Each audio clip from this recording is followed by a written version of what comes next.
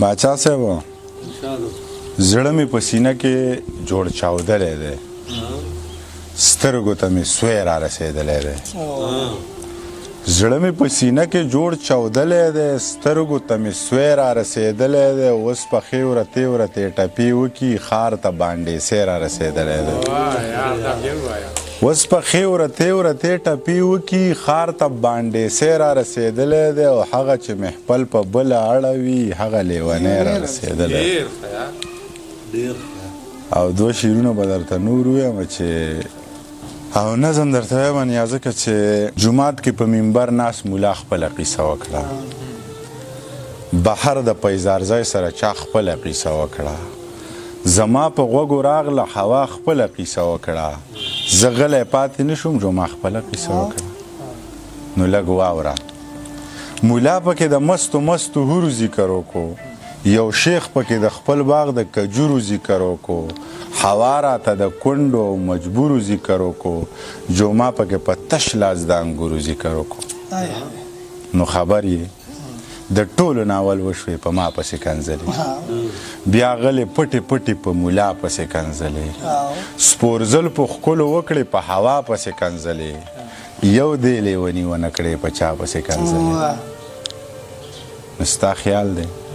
یو زه پکې د امن او د مینې په مسلک یم د عدم تشدد په فلسفه باندې ښه کلک یم خلاف د جنگ جګړې بم بارود او د ټوپک یم پښتون یم د دې خلکو د لوبو چنچڼک یم یو زه پکې د امن او د مینې په مسلک یم د عدم تشدد په فلسفه باندې ښه کلک یم خلاف د جنگ جګړې بم بارود او د ټوپک یم پښتون یم د دې خلکو د لوبو چنچڼک یم نو ته ګوره چې نوې اسلحه راشي په ما تجربه کیږي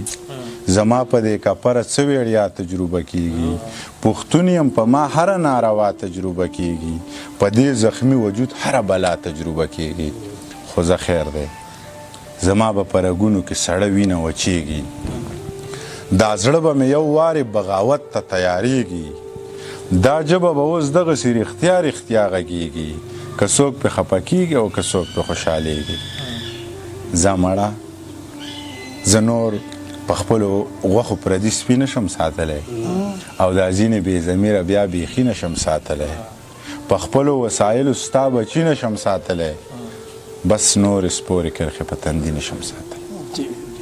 لکه لاچي په هره خوا ماته ده بس حوصله مې په رښتیا ماته ده زه چې د سترګو جنګ ته نیت وتړو نور مې د تورو جنګ ته ملا ماته ده زه چې د سترګو جنګ ته نیت وتړو نور مې د تورو جنګ ته ملا ماته ده نن د سپرلي جوړې اوله ورځ ده نن د اوربل بله هوا ماته ده او بیګا ساقي جوړې په خپله څکلي د میخانې دروازه بیا ماته ده بیګا ساقي جوړې په خپله څکلي د میخانې دروازه بیا ماته ده ستا په قدم تا سره نشم تلی یم منیر جانه زما سا ماته ده